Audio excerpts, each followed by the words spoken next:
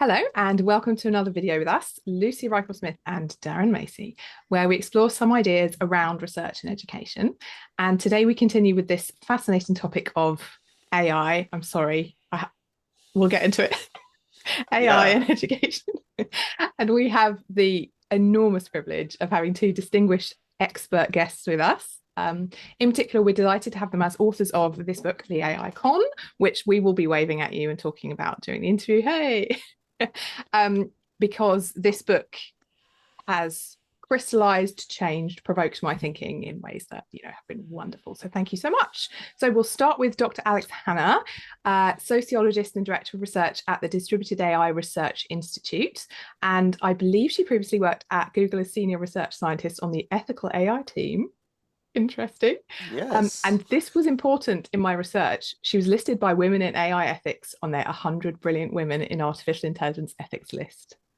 How does Yeah. it feel to be formally named as a brilliant woman? It feels fine. Oh, you're so blasé about it. You're so welcome. Thank you for joining us.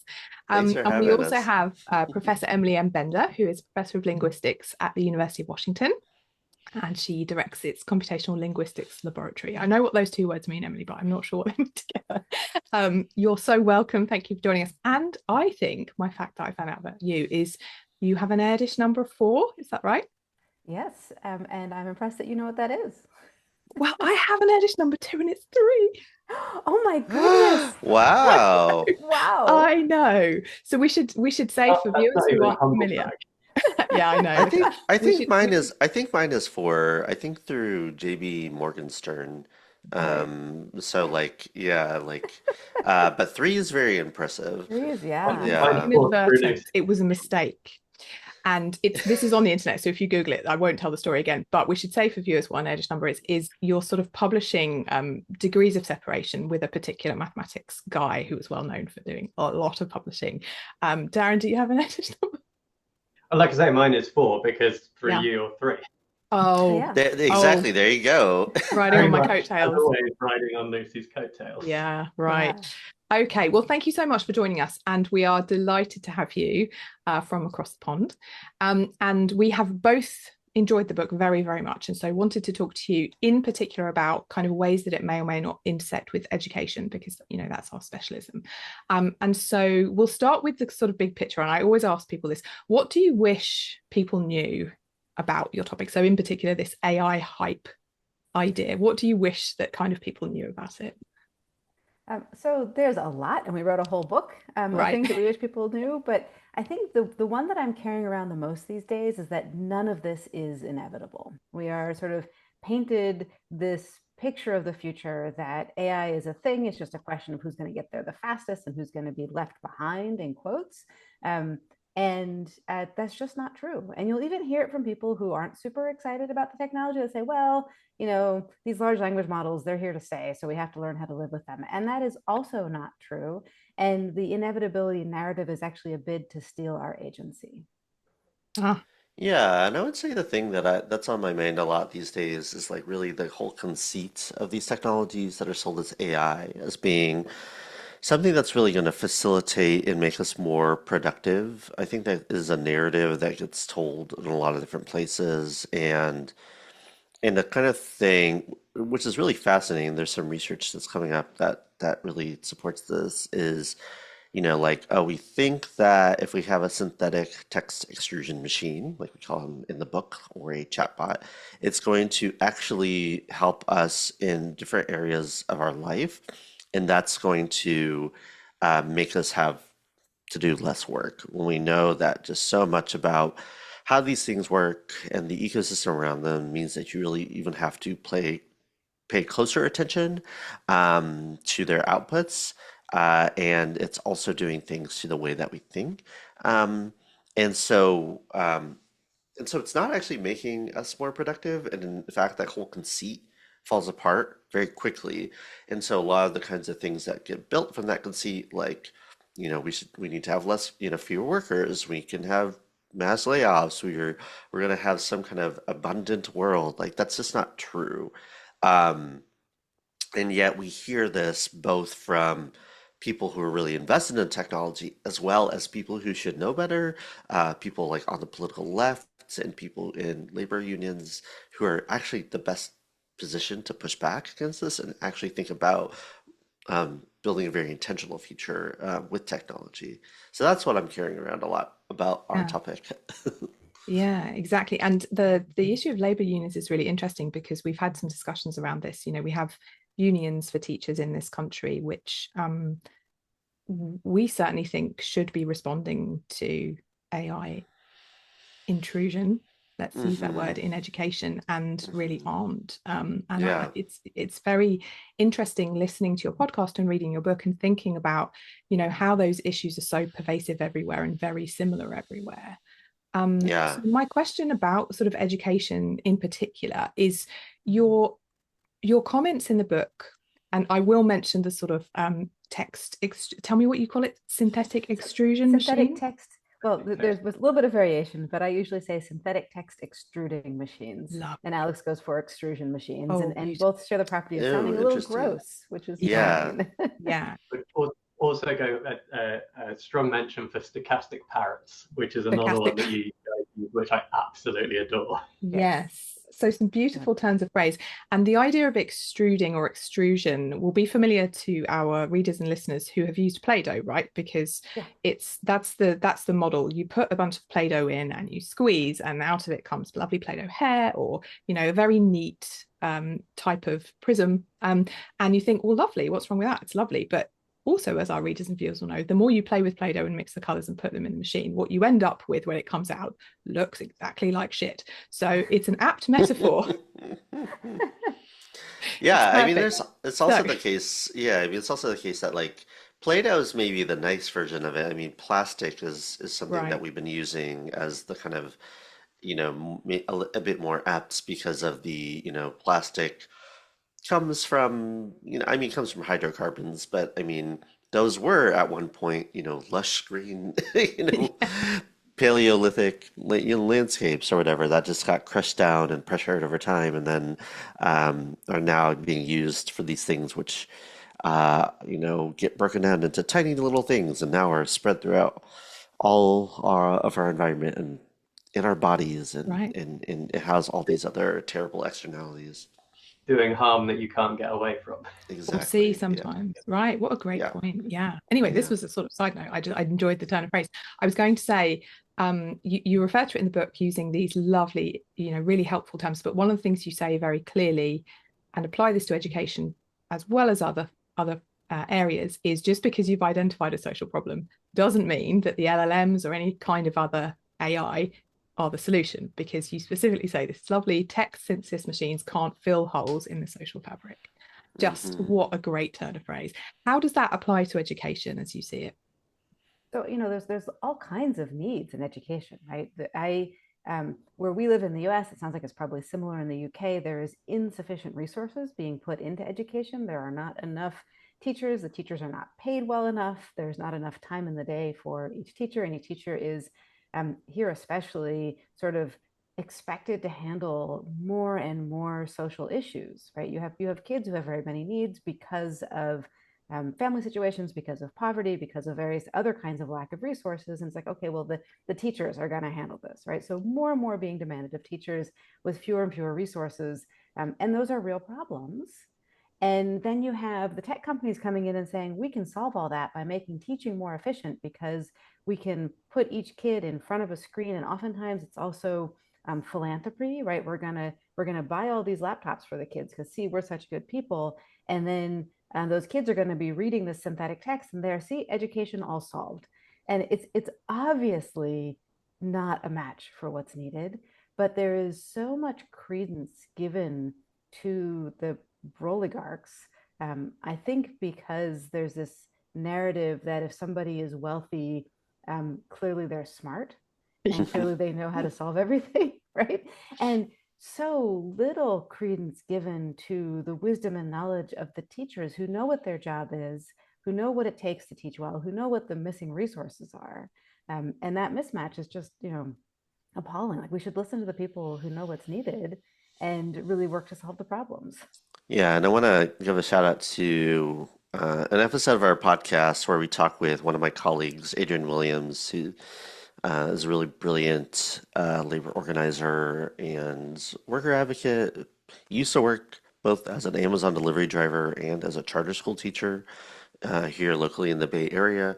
And so as a charter school teacher, was using so many, this is sort of pre quote unquote AI, but this is was using, Google Classroom and all of these different content management systems. And as a teacher was being asked to put so much of the details of these students' lives into these systems, um, basically as a mechanism of like surveillance and effectively seeing, suggesting that these things could personalize lesson plans and yada yada yada. A lot of the quote unquote AI in education is very much following on the ed tech waves and the Google Classrooms and the Canvas and all these different things. Now it's trying to really take those data and provide, tutors or personalized content, all these things that we know is not going to work. I mean, you go into these classrooms and you have to have these kids glued to their laptops for so long. And then Adrian, one of the things that she's always saying is, you take these kids and you go to upper class, you go to schools that serve upper class kids, and there's not there's not these laptops. There's personalized instruction. There's like human instruction, and so it's not filling a hole in the social fabric, but it's a place where um, you know these companies or these foundations like Gates are really suggesting that you can fill these major problems in education and this lack of education funding with technology, and that's just not going to happen in a way that's going to actually support learning outcomes. Yeah, exactly. And it's so interesting you note that idea of, the more money, the more resources that students and teachers and schools potentially have, the less they might rely on these sorts of things, because actually they aren't there serving the students and the teachers, and they're not a pleasant experience, something people want. That also might Hmm. be part of this too. And I think we're starting to recognize that idea of pushing technology, as you say, in the name of philanthropy, right? That's what a lovely word. We're doing you a favor. You poor teachers, you're so stressed. Your students are having such a hard time. Let's give you not what you want or ask you what you want, but what we want. And you're Yeah, so and right. there's this, I mean, Gates is kind of the worst offender here, but also like Chan Zuckerberg in the Bay Area is very much, and there's a whole twisted kind of way in which funders really promote these sort of tools. There's a great book by Christo Sims called Disruptive Fixation, in which he talks about this kind of being deployed in New York, in which there's funders have their own priorities and are kind of resistant to the evidence when they see it doesn't work because they really have a belief. And so Gates, like Bill Gates, has an obsession with these, and he has this interview with Sal Khan, who's kind of the poster boy of technology and really trying to approach these problems with kind of techno solutions. And so he's got this quote unquote AI agent called Conmigo, and Oh, yeah. it's terrible stuff. But I mean, like some foundations have been really at the forefront of this techno solutionism. And in the UK, what we seem to have, and what we certainly noticed, and it was in large part what provoked us into actually trying to do some work to push back and so speak to people like you and some other groups we set up and things, is there seems to be this real focus on the sort of political capture, Hmm. and then that's getting pushed into the classroom. So we had DFE guidance at the Department for Education in the UK, that we felt was very questionable. And to take Emily's point about the inevitability, there's a recent DFE document that literally has on its tagline, the biggest danger is doing nothing in relation to adoption of AI. Oh Lord. Um, and I guess my question for you is where you feel that the opportunities for pushback are against that kind of big governmental drive, like when a government has adopted AI as a policy position, because they see it as that techno solution to lack of growth, lack of resources, and so on. How do we, where perhaps some of our collective institutions, the unions, aren't pushing back, how do we do more to push back in the smaller scale? It's rough, but I want to pick up on the plastics analogy that we were talking about before, because I think there's sort of a second step to that metaphor that's really meaningful in this moment. So if you think about what it would take right now to avoid plastic in your life, that is expensive and time consuming and very, very difficult. I think you might be able to pull it off so long as you are not in hospital, right? The moment you interact with the healthcare system, it's kind of hopeless. But if you wanted to put time into always bringing your own carry-out containers, finding, bamboo toothbrushes, et cetera, et cetera, et cetera, you might, and just refraining from buying certain products, you might be able to avoid plastic, but it would be a full-time project. Right now, with the intrusion of chatbots and similar products into education, I think we are at a moment where refusal is actually much more powerful, much more meaningful, because it is not as entrenched. And so I think that for that reason, any chance we take to say, no, I'm not going to do that, is especially important in this moment. It can be difficult if your employer is the government and the government is all in. But I do think that there is also still some scope for just being very hard-nosed about evaluation. How do we know how well this works, right? And about privacy. What's happening to this data? How do we know? And these are questions I think you can ask in ways that might annoy the people you report to because you are pushing back, but they are grounded in things I think can clearly be identified as values of the organization. And so it can be a powerful way to push back. But that's not the only option. There's other things. Yeah, and I want to point your listeners to this great report that the American Association of University Professors put out. It's called Artificial Intelligence in Academic Professions. And so this was put together by a committee, a subcommittee of the AAUP. It's a really fantastic report. I would, I'll just read the top line recommendations here about what they suggest. So they did a survey of their membership. So this is a union affiliated with the American Federation of Teachers. The American Federation of Teachers writ large has kind of been very bad on AI, but AAUP has been pretty good. So they have five second recommendations. So improving professional development regarding AI and technology harms. 2, implementing shared governance policies to promote oversight. 3, improving working and learning conditions. 4, demanding transparency and the ability to opt out. And 5, protecting faculty members and other academic workers. And so they've really got some, and they go into all of these about what folks can do, especially if they're at a unionized workplace, but even thinking about other kind of shared governance mechanisms can also be a place to do and execute these things. One of the other places which they find to be really fruitful, and they go into a bit more, is how important it is to pay attention to procurement processes. I think this is like a really underappreciated kind of strategic way of thinking through this. As ostensibly public institutions, there should be some oversight into procurement. Like what is the institution spending money on? Is that process transparent?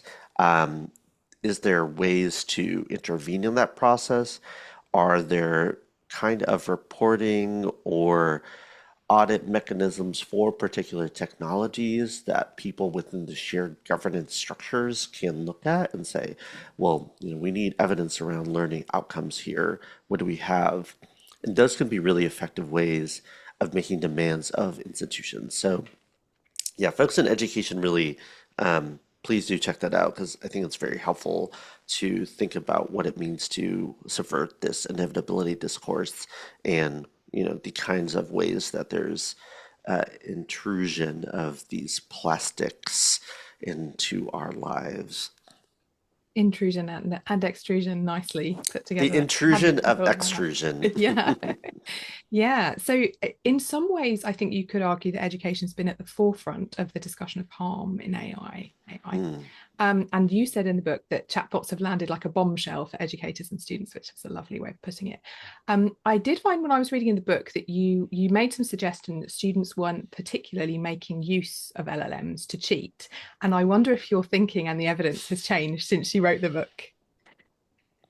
Yeah, I think unfortunately, I mean, I think it's not, I think we're maybe being a little optimistic about this and some of the early studies on this. But I think part of it is that, the students, I mean, students are under, tremendous pressures, especially for, to be taking exams to get good grades. And I mean, we don't really want to fault them for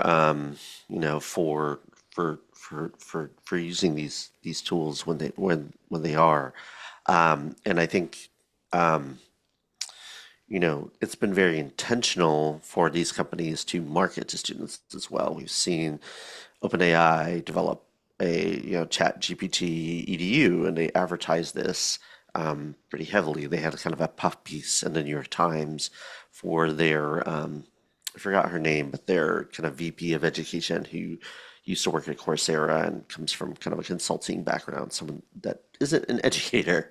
So they've really tried to ensure that, they've really marketed this as an education tool, which is, is doing anything but, this should not be an education.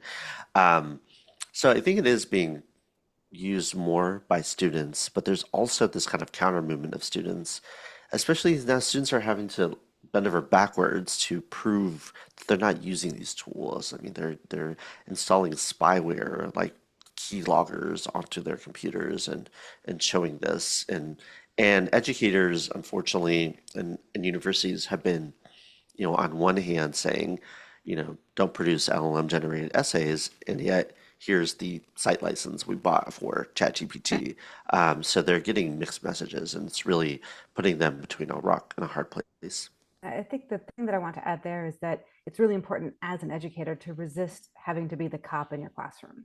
That we don't want students using these. And I actually had the great pleasure of going back to my high school alma mater and speaking with the staff there about large language models last spring. And they're asking me, like, what are these good for? I said, nothing. Synthetic text has no place in the classroom. And so then the teacher I was doing the Q&A with in that moment said, so do you think it should be banned? And I said, no, because a ban means you have to police the ban, right? And you have to always be on top of it.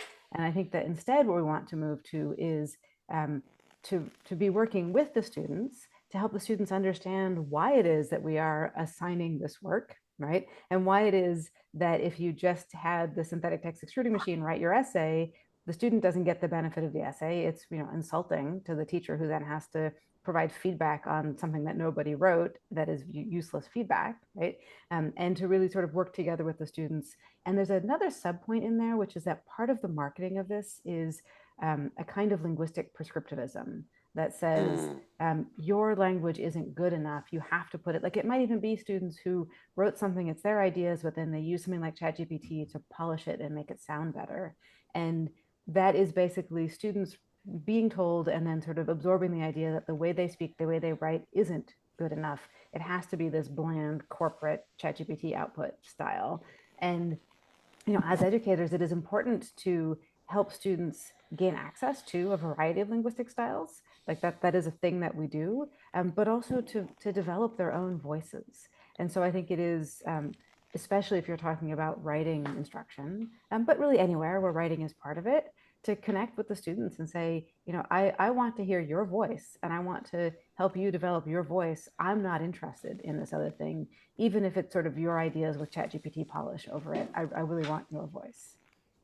That's so powerful because the equity piece there is so important, right? What you're saying is that, we value voice and diversity in voice as educators, and we do, but sometimes we can get caught up, especially in language and linguistics, with the right way to say something, the formal way to say something, forgetting perhaps that when we communicate, there's so much beyond that that's interesting and very, I guess, full of joy and also culture all sorts of other things. And so I was just thinking, when I studied linguistics a very long time ago, this kind of massive argument in the UK about regional accents that was raging, and how we should teach students to speak properly. We are obsessed with this in this country.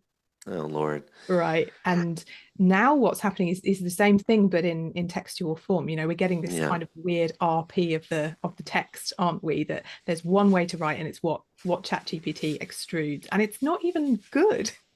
Right. Yeah. And if you think about sort of the most powerful voices in terms of authors and poets, it's people who have access to a broad linguistic range and really bring their whole selves into it and sort of take advantage of those things. And if everyone is instead going for this really bland, boring ChatGPT style, the community loses those voices, but also the individuals who would be developing them lose that. And I think that's a really important thing to keep in mind. Yeah, and also, I mean, just to add to that, I mean, you also have to think about who in these areas in which there are, there's going to be this over policing of the usage of these tools. I mean, you have to know, I mean, it's going to be very easy to guess who's going to be policed the most for being using these tools if it looks too polished or too proper, right? I mean, and that's going to be black and brown students. It's going to be students who are not, who are English as another language, it's not their first language. It's going to be people who are already going to be suspect in certain schools and certain school environments, and so it's putting a lot of pressure on these students. Then I mean, and I think there's it's kind of compounding that original problem of you must speak the Queens, and then in such a way that students their individuality is stamped out and their maybe original ideas, but also they're in this double bind. Yeah, and one of the things that stuck with me from the book is you're describing of this synthetic text spilling out as a kind of pollution into the information ecosystem. That's such a powerful image. Yeah, and it's one that I think I'm actually working on a paper with a German philosopher named Nora Lindemann, where we're developing this metaphor further. But an ecosystem is a system of relations between entities. And in the first instance, we can think about the people in the information ecosystem. So people who provide information, people who seek information, and relationships of trust between them. And if you have this synthetic text sort of spilling through the other connections in the information ecosystem, so the ways in which search engines pick up and then provide snippets, for example, you end up with it being much harder to form those relationships because it's harder to find the trustworthy sources if we don't have ways of marking authenticity and also filtering out that was just synthetic. And so it's harder to find the authentic sources and harder to build the relationships of trust. And then meanwhile, we are continually being encouraged to not even try, right? If you are told to go to the chatbot with your question, that is sort of the opposite of building any kind of relationship or knowledge of where the information is coming from, and just going instead to this third party paper mache bot, right, to get access to something that looks like information. The other thing that I like about the ecosystem as a metaphor is that we know that ecosystems are important and worth protecting. And it turns out the same thing is true about our information ecosystem. Yeah, something that struck me is we were talking to Dan McQuillan about this recently, who is also a great advocator of thinking about the sort of what's the opposite of AI, I guess, in some senses, or what's the opposite of LLMs. And his answer to that was care. And it struck me that you really make that same point very carefully. Both types of care, the care in the sense of attention to detail and looking at things in nuance, and the other in terms of the I guess detailed, really seeing somebody, hearing somebody, human connection type. Yeah, I love that. that. One of the things on that note that stood out, the delightful reference to supporting libraries at the end of the book as almost the opposite of the hyper individualization of LLMs, of the library as a community space, as a community resource that need to be protected. It did make me think I need to go to my local library as a matter of urgency, because I have a card and it's a while since I've been. Yeah, absolutely. Hmm. And there we're building on the work of Anna Lauren Hoffman and Raina Bloom, who, and oh, we haven't mentioned the endnotes yet. Hmm. So we are big sticklers for citing sources. Speaking of, Hmm. information provenance, and the last, I think, 59 pages of the book are the endnotes. And so you can find the reference to Anna Lauren Hoffman and Raina Bloom's paper in there, where they really talk about how the practices of librarians are a set of practices around information that are about community and give a very different idea of what access and accessibility means to the sort of big tech version of access and accessibility. And then built into that is this wonderful thing that you can support a library by going, right? That's enough. Like it's also, I mean, especially in the US, our libraries are very much under attack and there's like political work to be done. You can, make sure that libraries are supported financially, but you can also support them by going and being part of that community. And that is super important. Yeah, and I mean, just to add, I want to kind of riff off Dan's kind of thought about like what the opposite of AI is in terms of care. I mean, I think it's, there's, I also want to like be careful because not no pun intended, but because the notion of care is often like, the kind of feminist scholars of care have also said like, well, care is not also always like an unmitigated good Mm. because it's often that work is put onto, typically women and Yeah. typically women who have like or especially like raising children and whatnot, and so thinking about care but also having care resources, ensuring that we resource the kind of things around us. I mean if the book is anything, it's an argument for resource allocation for social services that provide people who are doing very important care work and intellectual labor and familial labor and all that kind of work in the public and private sphere, ensuring that they have their needs met. And so the argument is not necessarily, it's not anti-technology per se, but it is anti-technology used for domination or used to take people out, or at least people that can't direct it in the ways that they want. And so, what do social formations need to look like for that to actually happen? And it's dramatically different from AI development that is about centralization and resource centralization and compute and electric centralization into a small set of firms that say, we know it's best for you and we can offer this to you at a fee, of course. Yeah, and bringing up that sort of gendered piece is really interesting as well because you've been talking about the broligarchy and various big tech bros, and I enjoy the big data energy idea as well, that data used to kind of intimidate, to penetrate, to surveil is such a masculinized thing to do, and it's a very simplistic view to say, well, care is very feminine and therefore it's better. And I hear what you're saying about the idea that care is also devalued in lots of ways, and we have actually very little understanding of how to care for people who care in society, Hmm. right? Yeah. So I guess thinking about this idea of resisting AI and resisting the domination through technocratic means. If you were a teacher right now, what would you do? Very practical question. Yeah. By teacher, do you mean someone in primary and secondary education? Because I am a university professor, so I do Sorry, teach in yeah, the classroom. Yeah. I do, Um, and of course you are. But yes, if you were sort of yes. teaching smaller people who are more impressionable. Yeah.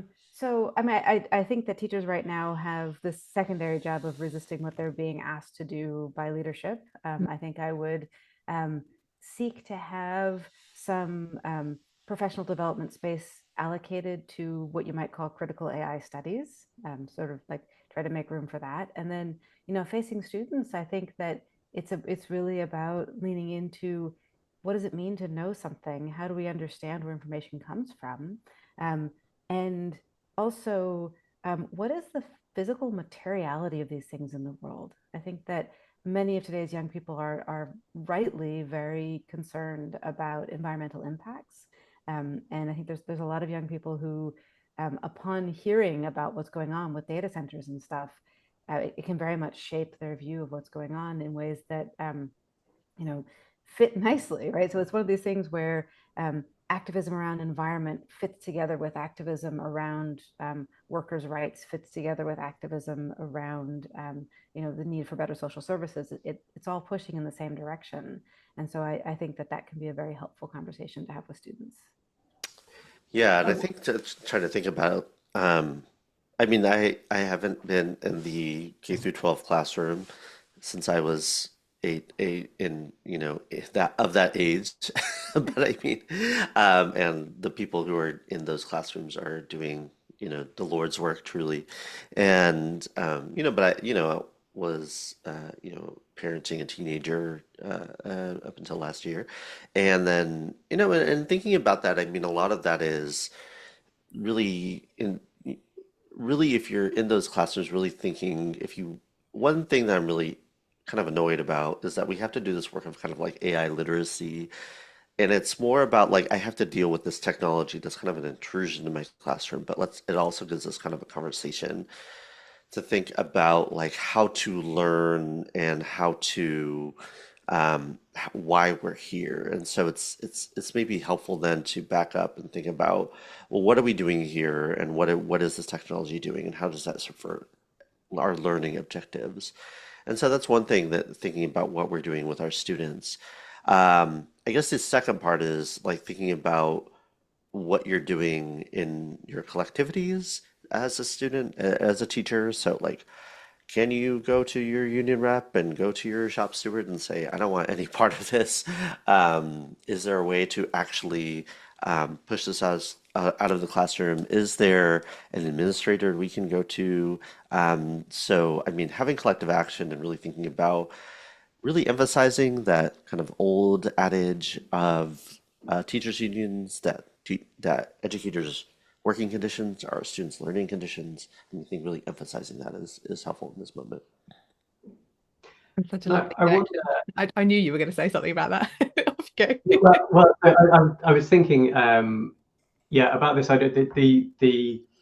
The issues of the environmental impacts, the issues of labour exploitation, and many of which you raise in great detail in the book. And when teachers are embracing AI in the classroom and using it with their students, whether you have any thoughts around the idea of student consent to Mm, that stuff being used, where they don't necessarily, if a teacher uses AI to design a lesson and then delivers that, mm, the students are made complicit to some mm. degree without giving any consent for that process. I wonder if that's something you've thought about, you have any opinions on. So Mhm. I guess I wouldn't say that students are made complicit if they are, I think that's more that they are um, also harmed. I mean, so Yeah. Mhm. let's take the very best case where a teacher is looking to create a lesson plan about something that they feel a little bit unsure about, but they put a lot of effort into verifying everything that comes out of the machine. Um, and then present that lesson plan to the students, right? So what has been lost here? Well, there's maybe things that the teacher would have found if they went through other pathways to get to the information they needed. There was the chance for the teacher to connect with other teachers as opposed to going through a machine. And then there is, yes, some environmental impact incurred. I think the main thing that I worry about there is the normalization of the use of the system. That I would prefer to see teachers modeling. This is not a good way to get information. This is something we should be resisting. This is built unethically, and so on. Um, the place where I worry more about student consent is where students' uh, activities then become data that are fed back to the corporations running these machines. And there, I think that there are really important issues of consent to be had. And I also think that if we go with a teacher who's less I lost a word here, but maybe meticulous than the one I was just describing, who completely out of time needs something, reaches for the synthetic text extruding machine to get something to put in front of the students, and then the students are being shown unverified, undisclosed synthetic text. I think that's also a consent issue. And then again, a bad modeling issue, right? When we're doing education, we should be modeling the importance of provenance. How do we know this? Who said it? How Mhm. do we situate their knowledge and where they are in the conversation and so on. and nobody has any accountability for what comes out of these machines. And so there is no way to situate it. Mm-hmm. Yeah. Well, if I know anything about the education system, that there will be accountability and it will be on teachers at some point, right? Teachers. This will come home to roost Yeah. in some way, because as you make the point, the way that people end up making boundaries in this sort of situation is when bad things happen. Yeah. And they will. Yeah. Yeah, and I think this is one of the things that was a huge red flag with the DfE guidance that we looked at, which presents itself as a guide for teachers to use AI safely. But essentially what it says throughout is you need to be really careful the way you use this, and you need to think about all of these issues.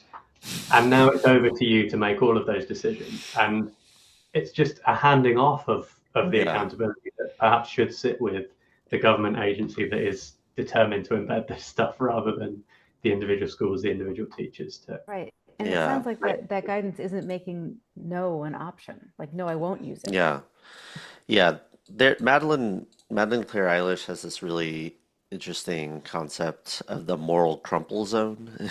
Yeah. And it's kind of when automation goes wrong. And so it's this idea of the crumple zone from cars, and when they're supposed to crumple a little bit to protect take the force away from the impact. But and it's kind of has this way of the way it's used in automated vehicles and autonomous vehicles, which are what you call semi-autonomous, because there's often people driving them on the other end. But when things go wrong in a classroom, who's going to take the fall? And it's teachers, and they are these moral crumple zones.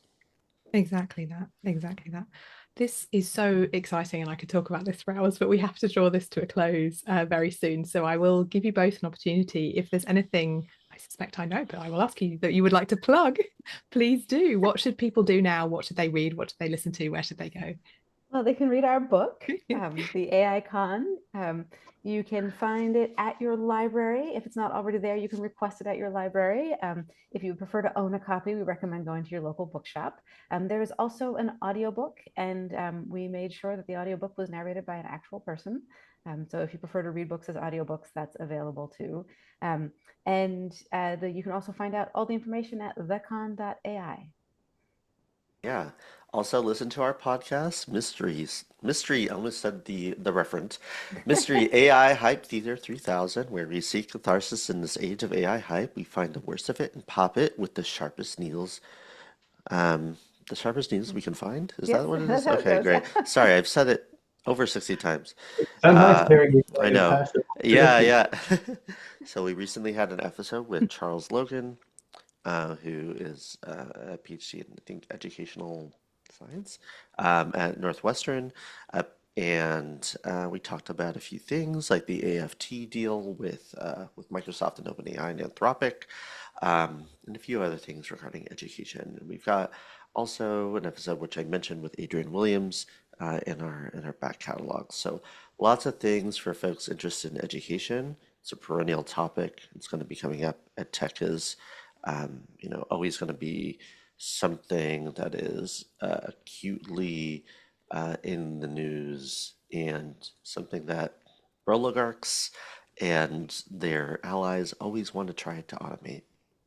Yeah, thank you so much. And your general approach, you sum up as ridicule as praxis, which means it's so fun to listen to. I feel your frustration across the airwaves. I share it. Let's laugh at these silly, conceited, puffed up people trying to sell their nonsense, right? It's such a great idea. Thank you so much for it.